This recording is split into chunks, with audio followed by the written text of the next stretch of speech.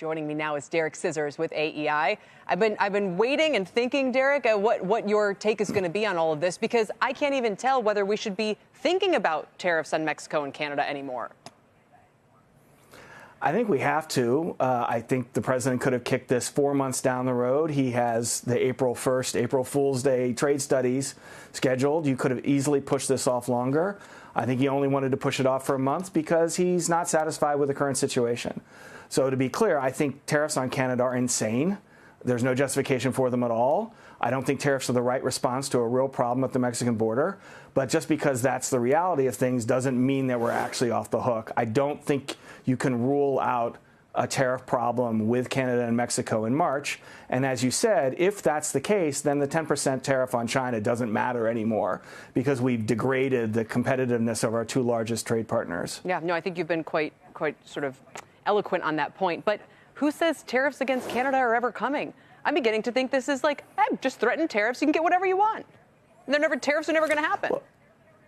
Well, that is possible, but of course he didn't get whatever he wanted. Both in the Canada and the Mexico cases, and the Canada case in my mind, again, is worse. It was just promises of stuff they've done before. I mean, the Mexicans promised to move troops to the border in 2019. The Canadians just repeated something they said in December. So it is possible that this is just performative. I do think it could end up being performative because Trump's real target is Europe rather than China. But I don't think we can rule this out, because if he wanted to kick the can down the road and take the spotlight off Canada and Mexico, we could be talking about a May revisit rather than a March revisit. I'm glad you brought up Europe, because I didn't want to, because, again, I'm not sure if we're going to go through this kind of performative exercise of we might do tariffs, and here's the tariff-exposed companies, and then all of which is going to be for naught. As far as Wall Street is concerned, but out in the real world, maybe we get some concessions on defense or what have you. How should we be thinking through what could happen with Europe and the UK? Well, I would split Europe from the UK in the sense that, for whatever it's worth, something that happened 6 months ago doesn't matter anymore. The Trump campaign advisors were very clear about they don't like our trade relationship with Europe. They don't like our economic relationship with Europe broadly, European antitrust investigations being a factor in that. So I don't think this is Canada, where the justification looks completely made up. The Mexican justification is largely non-economic. I think they have a serious problem with Europe.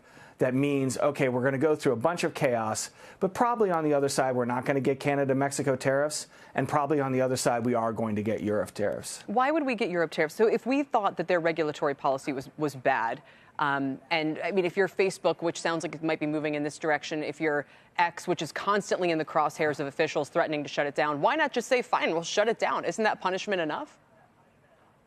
I don't think the president sees it that way at all.